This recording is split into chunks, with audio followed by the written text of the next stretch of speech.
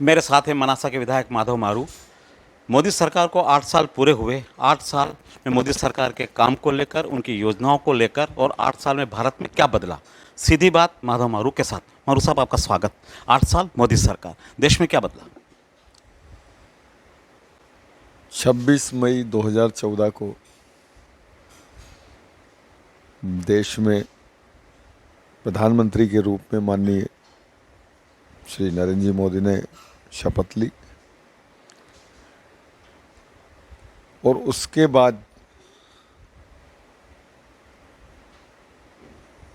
इस देश ने जितनी तरक्की करी, जितने नए आयाम जुड़े इस देश के विकास में, इस देश की मजबूती के लिए, हमारी सीमाओं की मजबूती के लिए, और सबसे बड़ा बदलाव जिस संकल्प को लेकर भारतीय जनता पार्टी जनसंघ संघ की स्थापना हुई थी,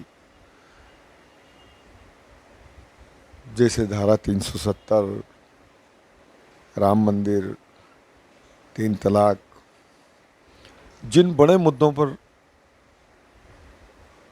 पार्टी की शुरुआत हुई, पार्टी के संकल्प थे, उन संकल्पों को पूरा करने का काम माननीय मोदी जी ने किया। विकास की बात करें तो देश में प्रधानमंत्री आवास को लेकर,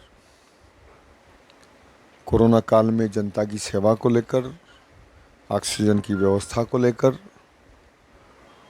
और सीमाओं पर हमारी सेनाओं की मजबूती को लेकर आज पूरी दुनिया में भारत जितनी मजबूती से अपनी उपस्थिति दर्ज करा रहा है, पूरी दुनिया,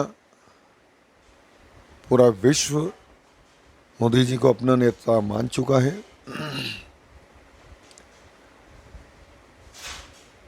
और आज पूरी दुनिया के हर देश के निर्णय में उनकी भागीदारी होती है।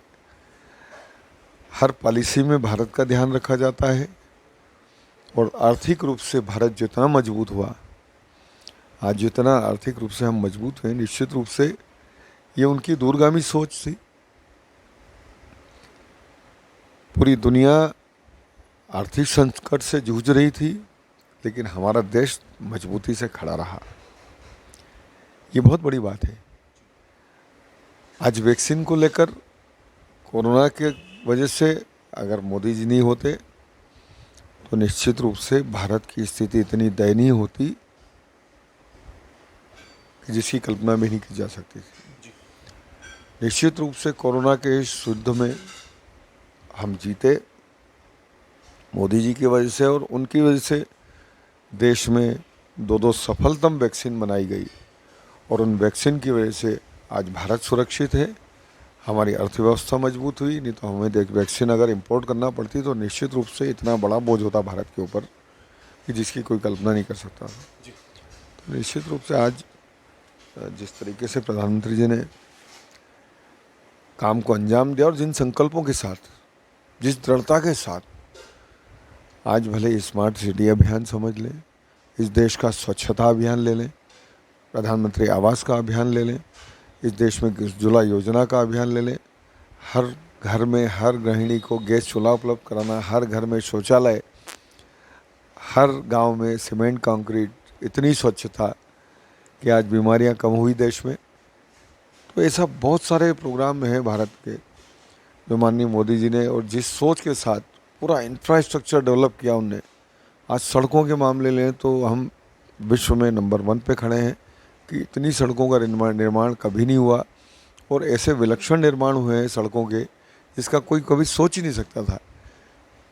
तो आज जितनी तरक्की हो रही है तो निश्चित रूप से लोग कंपेयर करते हैं कि 60 साल की कांग्रेस सरकार ने क्या किया और 15 साल की भारतीय जनता पार्टी की सरकारों ने क्या इस देश में तरक्की करी, वो सामने दिखता है।